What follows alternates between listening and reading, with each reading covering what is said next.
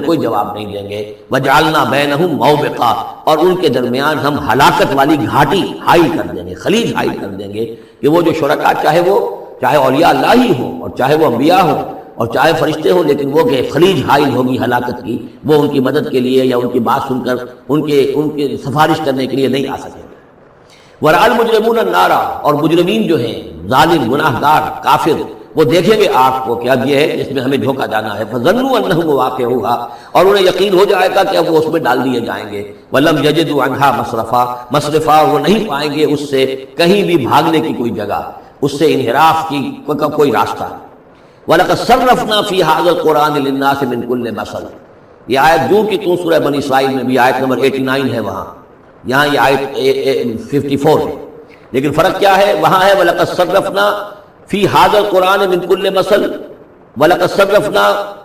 فِي الْقُرْآنِ، وہاں الفاظ کا تھوڑا سا فرق ہے۔ وَكَانَ الْإِنسَانُ أَكْثَرَ شَيْءٍ جَدَلًا، ہم نے اس قرآن میں کل مثالیں پیدا کر جو بیان کر دی ہیں لوگوں کی ہدایت کے لیے، لیکن یہ کہ وہاں ہے فَأَبَى أَكْثَرُ النَّاسِ إِلَّا كَفُورًا، لیکن اکثر لوگ جو ہیں وہ کفران نعمت ہی پر اڑے رہتے ہیں۔ یہاں فرمایا وَكَانَ الْإِنسَانُ أَكْثَرَ شَيْءٍ جَدَلًا، لیکن انسان جو ہے تمام مخلوقات سے بڑھ کر ہے جھگڑالو۔ وَمَا مَنَعَ النَّاسَ أَن يُؤْمِنُوا، یہ الفاظ بھی جو کہ تو سورہ بنی اسرائیل میں بھی آئے تھے۔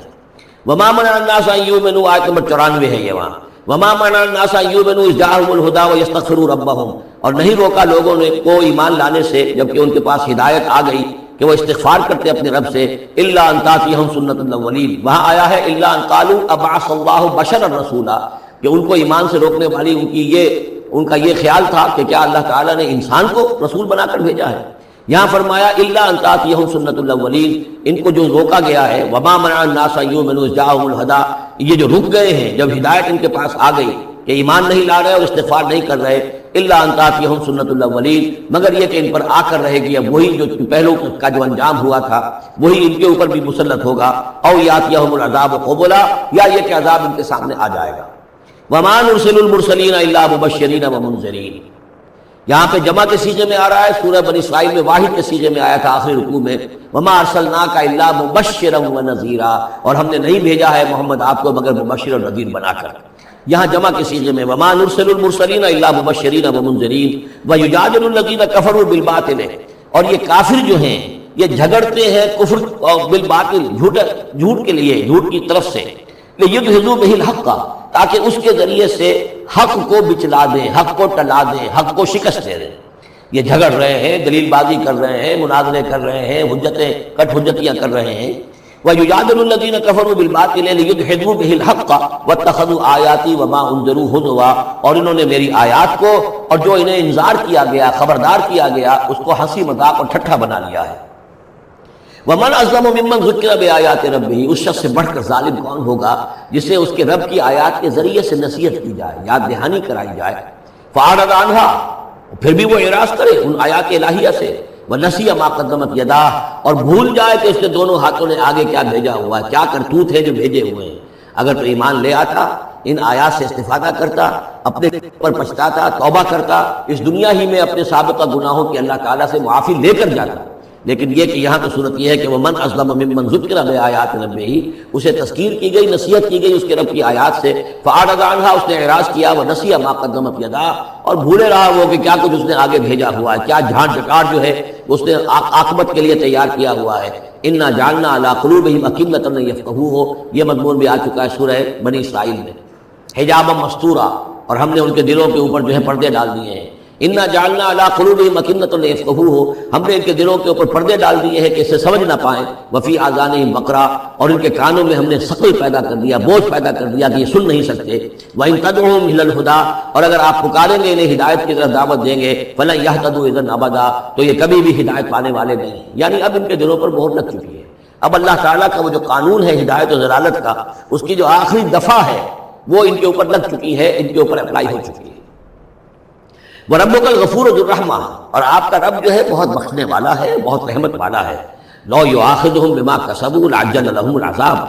اگر وہ جو کچھ بھی ان کی کمائیاں ہیں، جو کرتوت ہیں، ان کے اوپر فوراً مواخذہ کر لیتا تو بہت جلدی ان کو عذاب جو ہے بھیج دیتا۔ اس سے پہلے آ چکا ہے، پھر زمین کے اوپر تو کوئی ایک انسان بھی باقی نہ رہتا اگر فوری طور پر انسان کو جو ہے سزا دے دی جائے۔ لعجل لهم العذاب، تو اللہ تعالیٰ یقیناً بہت جلدی دے دیتا ان کو عذاب، بل لهم موعد، نہیں ان کے لیے ایک وقت ہے، وعدے کا وقت ہے جو معین ہے، لن یجدوا من دونہ موئلا، وہ اس سے کہیں سرکنے کی جگہ نہیں پائیں گے۔ جب وہ اجل آ جائے گی، جب وہ موعد آ جائے گا، جو وعدے کا وقت آ جائے گا، پھر جیسے پہلے ہم پڑھ چکے لا یستقدمون ولا یستاخرون، نہ اب آگے جا سکیں گے نہ پیچھے۔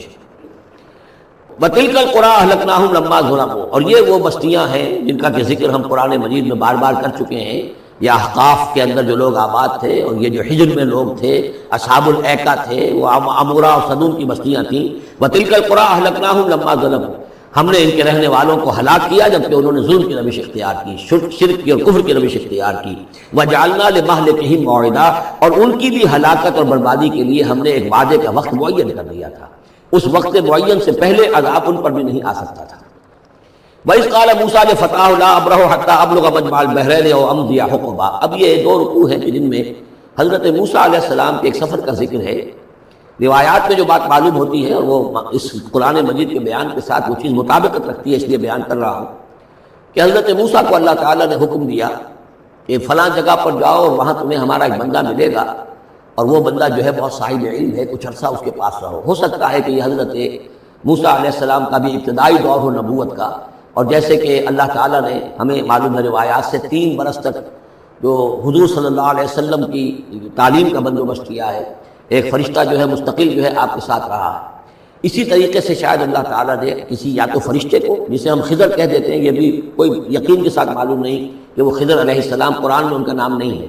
یہ بھی رائے ہے کہ وہ فرشتے ہیں، یہ بھی رائے ہے کہ وہ انسانوں میں سے کوئی انسان ہے جن کو اللہ تعالیٰ نے بہت لمبی عمر دے دی ہے، جیسے جن کو دے رکھی ہے ایک ابلیس کو، تو انسانوں میں سے ایک اچھے اپنے نیک اور اپنے پسندیدہ اور برگزیدہ انسان کو بھی اس نے بہت بڑی عمر دے رکھی ہے، وہ حضرت خضر ہے۔ واللہ عالم، اس کے بارے میں کوئی تفصیل ہم نہیں جان سکتے،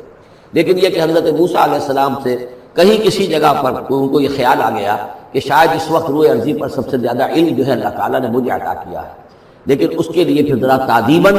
اور تربیتاً اور تعلیماً اب انہیں کہا گیا کہ فلاں ہمارا بندہ فلاں جگہ جاؤ، تمہاری ملاقات ہوگی، کچھ دیر اس کے پاس رہو اور دیکھو کہ وہ اس سے کیا حکمت تم سیکھ سکتے ہو۔ اب اس کے لیے حضرت موسیٰ نکلے ہیں اپنے نوجوان ساتھی خادم کے ساتھ، یوشع ابن نون ان کو ساتھ لے کر۔ وَإِذْ قَالَ مُوسَىٰ لِفَتَاهُ لَا أَبْرَحُ حَتَّىٰ أَبْلُغَ مَجْمَعَ الْبَحْرَيْنِ، اور جب کہا موسیٰ نے اپنے اس نوجوان ساتھی سے جن کا نام یوشع ابن نون ہے کہ میں نہیں باز آؤں گا یہاں تک کہ چلتا رہوں اور پہنچ جاؤں مجمع البحرین تک، جہاں پر کہ دونوں دریا مل جاتے ہیں، او امضی حقبا، یا پھر میں چلتا رہوں گا، چاہے وہ مجھے سینکڑوں برس گزر جائیں میں چلتا رہوں گا۔ بتایا گیا تھا مجمع البحرین پر وہ ملے گا، اور خاص نشانی اس کی بتا دی گئی تھی کہ ہمارا وہ بندہ وہاں ملے گا تمہیں۔ اب مجمع البحرین پر بھی اختلاف ہے، ایک کا تو خیال یہ ہے، وہ جو نقشہ میں نے آپ کو دکھایا تھا، کہ یہ جو ریڈ سی ہے، اس کی جو 2 کھاڑیاں ہو جاتی ہیں، تو ان کا جو مقام اتصال ہے گویا کہ وہاں بھیجا گیا کہ یہاں پر، لیکن صحیح رائے زیادہ جو ہے وہ یہ ہے کہ یہ جو دریائے نیل آتا ہے مصر میں، تو یہ سوڈان سے آتا ہے، تو 2 دریا مل کر یہ دریا بنتے ہیں، النیل الازرق اور النیل الابیض، ایک سفید رنگ کا پانی ہے اور ایک بھی نیلے رنگ کا پانی ہے۔ یہ نقشہ ہمیں بھی اٹک پر نظر آتا ہے، دریائے سندھ جو تربیلا سے نکل کر پانی آتا ہے وہ نیلے رنگ کا ہے، اور جو دریائے کابل کا پانی آ رہا ہوتا ہے مغرب سے، تو اس کا وہ پانی گدلا ہے، اور کافی دور تک پھر ہمیں نظر آتا ہے کہ یہ دریائے کابل کا پانی چل رہا ہے گدلے رنگ کا، اور یہ صاف صاف پانی جو ہے دریائے سندھ کا چل رہا ہے۔ تو اسی طرح کا معاملہ وہاں پر ہے، نیل جو ہے نیلا نیل